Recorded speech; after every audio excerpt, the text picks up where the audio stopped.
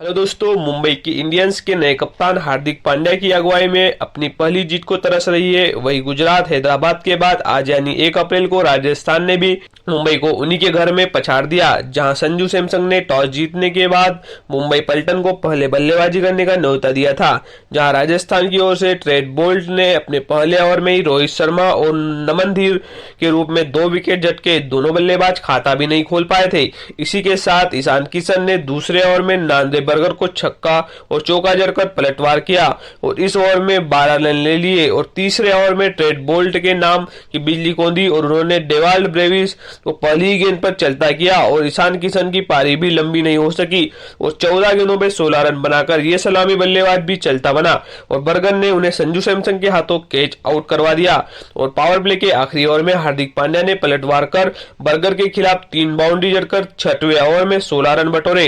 तो एक खराब शुरुआत के बाद हार्दिक पांड्या और तिलक वर्मा ने मोर्चा संभाला और दोनों ने पलटवार करते हुए सिर्फ 32 गेंदों पर 50 रन की धमाकेदार साझेदारी पूरी की, जिसमें कप्तान का 23 रन का योगदान था। 10वें ओवर की तीसरी गेंद पर युजवेंद्र चहल ने हार्दिक पांड्या को 21 गेंदों में 34 रन के स्कोर पर अपने जाल में फंसाया। इसी प्रकार विकेटों का सिलसिला रोकने के लिए मुंबई टीम प्रबंधन की ओर से पीयूष चावला को ऊपर बल्लेबाजी करने के लिए भेजा गया, लेकिन उनका ये दाव भी कारगर साबित नहीं हुआ और चावला भी 6 गेंदों पर 3 रन बनाकर चलते बने। इस प्रकार 13.2 ओवर तक मुंबई इंडियंस की ओर से एक छोर संभालने वाले तिलक वर्मा का भी विकेट गिर गया। उन्होंने इस पारी में 29 गेंदों पर 32 रन बनाए। प्रकार जेवाल्ड कोटजी ने 9 गेंदों पर 6 रन बनाए और वही मुंबई की उम्मीदों पर खरे नहीं उतर पाए और 17वें ओवर की तीसरी गेंद पर उन्हें युजवेंद्र चहल ने चलता किया। चहल ने इस पारी में अपने कोटे में 4 ओवर में 11 रन देकर 3 विकेट झटके। इसी प्रकार टिम डेविड भी 24 गेंदों पर 17 रन की धीमी पारी खेलकर चलते हुए नहीं। 19वें ओवर में उन्हें बर्गर ने कैच आउट करवाया। आखिरी ओवर में जसप्रीत बुमराह के चौके के बावजूद सिर्फ 10 रन आए और मुंबई सिर्फ 125 रन का ही बना पाई। राजस्थान की ओर से ओपनिंग करने आए यशस्वी जायसवाल पहले ओवर में 2 चौके मारने के बाद अगली ही गेंद पर क्वेना मफाका का शिकार हो गए। ये मफाका के करियर का पहली विकेट थी और संजू सैमसन ने तीसरे ओवर में मफाका को आड़े हाथ लिया।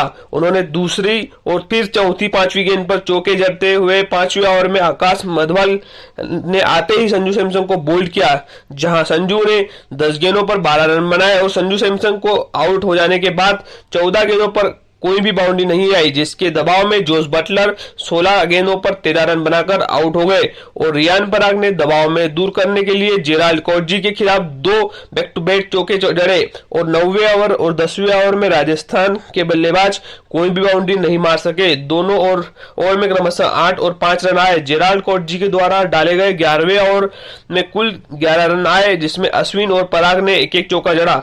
उसके बाद 13वें ओवर में आकर आकाश माधवाल ने एक बार फिर मुंबई को विकेट दिलवाया। इस बार उन्होंने अश्विन को आउट किया, जिन्होंने 16 गेंदों पर 16 रन बनाए। रियान पराग ने 16वें ओवर में आखिरी 3 गेंदों में 2 चौके 1 छक्का जड़कर राजस्थान को जीत की दहलीज पार करवाई और रियान पराग ने 39 गेंदों पर 54 रन बनाए। इस दौरान उसके बल्ले से 5 चौके और 3 छक्के निकले। दोस्तों, रियान पराग एक महान बल्लेबाज है या नहीं, कमेंट बॉक्स में जरूर मेंशन करें। धन्यवाद।